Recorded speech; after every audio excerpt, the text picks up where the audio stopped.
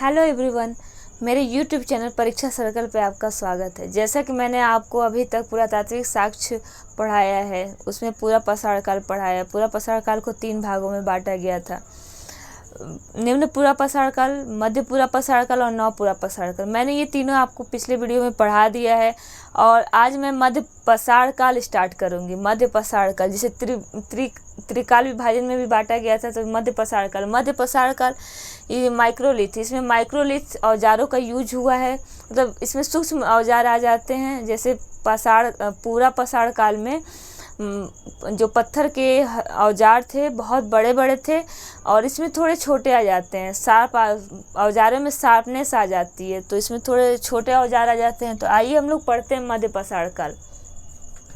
मध्य पाषाण काल में पहला मध्य पाषाण काल शब्द का सर्वप्रथम प्रयोग, मध्य पाषाण काल जो शब्द जो सबसे पहले प्रयोग किया था होडर माइकल वेस्टूप ने किया था। होडर माइकल वेस्टूप ने किया था। आप लोग याद करते हुए चलिए, साथ में एंजॉय करते हुए चलिए। इसमें जो उपकरण है माइक्रोलिथ्स, अभी मैंने आपको बताया था कि इसके उपकरण को माइक्रोलिथ्स कहते हैं। मतलब मध्य पाषाण काल को ही माइक्रोलिथ्स कहते हैं। इसके उपकरण की वजह से इसे माइक्रोलिथ्स के नाम से जाना जाता है। ये भारत में सर्वप्रथम इसकी खोज, भारत में मध्य पाषाण काल की सर्वप्रथम खोज 1867 ईस्वी में हुई थी, 1867 में हुई थी।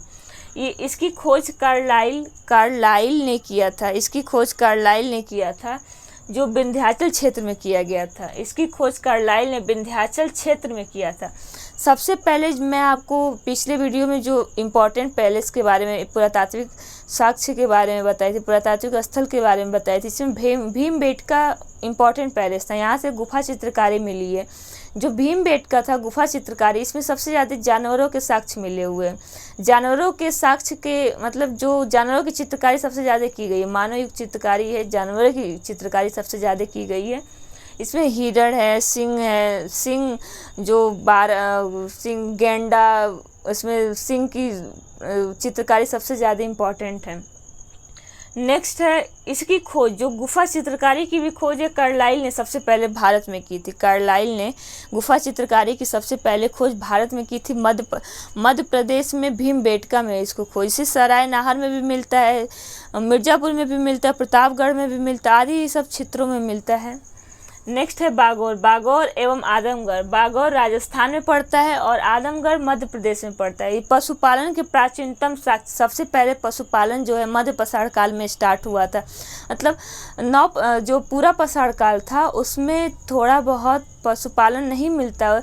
मध्य पाषाण काल में थोड़ा बहुत पशुपालन मिलता है, मतलब पशुपालन ज़्यादा मिलता है और थोड़ा बहुत कृषि के साक्ष्य मिलने स्टार्ट हो जाते हैं। तो सबसे पहले पशुपालन के साक्ष्य बागौर और आदमगढ़ में मिलते हैं। ये बागौर आपको हम बता दें कि कोठारी नदी के किनारे, बागौर जो है कोठारी नदी राजस्थान में बहती है, उसी के किनारे बागौर है। ये सबसे बड़ा मध्य पाषाण कालीन स्थल है। अभी तक जितने भी मध्य पाषाण कालीन स्थल भारत में खोजे गए थे, उसमें सबसे बड़ा मध्य पाषाण कालीन स्थल आपका है बागौर। नेक्स्ट है सराय नाहर दमदमा। ये दोनों यूपी में प्रतापगढ़ के पास, सराय नाहर और दमदमा। यहाँ मानव के अस्थि पंजर सबसे पहले मिले। मानव के अस्थि पंजर मतलब यहाँ मानव के कटे पिटे जो शरीर के हिस्से थे यहीं से प्राप्त हुए हैं। ये पहला अवशेष यहाँ से सबसे पहले मिला है। कब्रों में अंत्येष्टि संस्कार विधि, अभी तक पता चलता था कि यहाँ के लोग दफनाने लगे थे। पूरा पाषाण काल में लोग ऐसे मृतकों को कहीं जहाँ तहीं छोड़ देते थे, पशु पक्षी खा जाते थे। लेकिन यहाँ सबसे पहले साक्ष्य मिलता अंत्येष्टि विधि, मतलब दफनाने की विधि, जलाने की विधि। यहाँ अंत्येष्टि विधि मिलती है उस सराय नाहर और दमदमा से, महदहा से सॉरी। और सराय नाहर संयुक्त रूप से, सराय नाहर में पहली बार ऐसा कब्र मिला है जिसमें युगल जैसे 2 पुरुष और 2 स्त्री एक ही साथ दफनाने के साक्ष्य मिले। 2 पुरुष और 2 स्त्री एक ही साथ दफनाने के साक्ष्य मिले हुए हैं।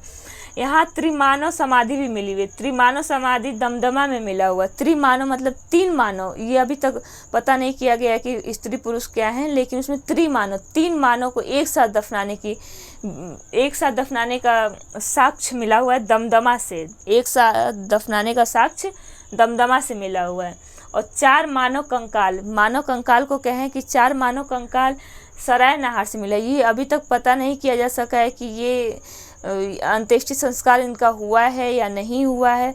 मतलब इसको हम कह सकते हैं कि ये किसी के द्वारा काटे गए होंगे या हत्या की गई होगी या कुछ भी किया गया होगा, लेकिन ये अपने एज से नहीं मृत्यु हुई है इनकी। तो ये इनका अंत्येष्टि संस्कार बहुत अच्छे से नहीं मिलता है। तो इनको 4 मानव कंकाल सराय नहर में दफनाए गए हैं।